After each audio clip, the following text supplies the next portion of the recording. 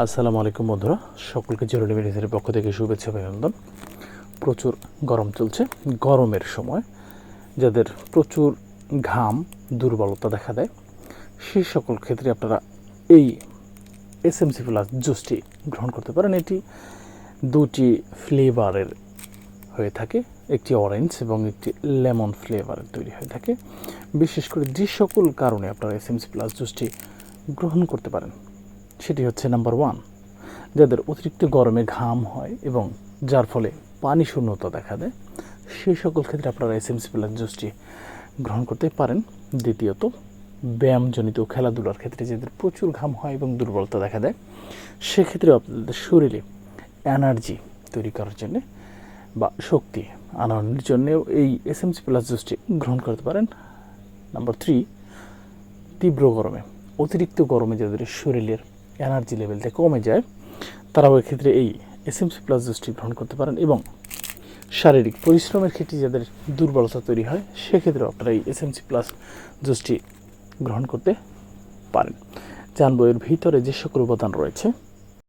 Number one zinc রয়েছে, এছাড়াও রয়েছে সোডিয়াম, এছাড়াও রয়েছে চিনি, কিছুটা চিনি রয়েছে, ভিটামিন সি রয়েছে, পটাশিয়াম রয়েছে, ম্যাগনেসিয়াম নেই, আয়রন পরিমাণ একেবারেই নেই, এবং দৈনিক 2000 ক্যালোরি প্রয়োজনের ভিত্তিতে শর্করা খাদ্যমান হিসেবে এটি নির্দেশিত বা দেওয়া থাকে।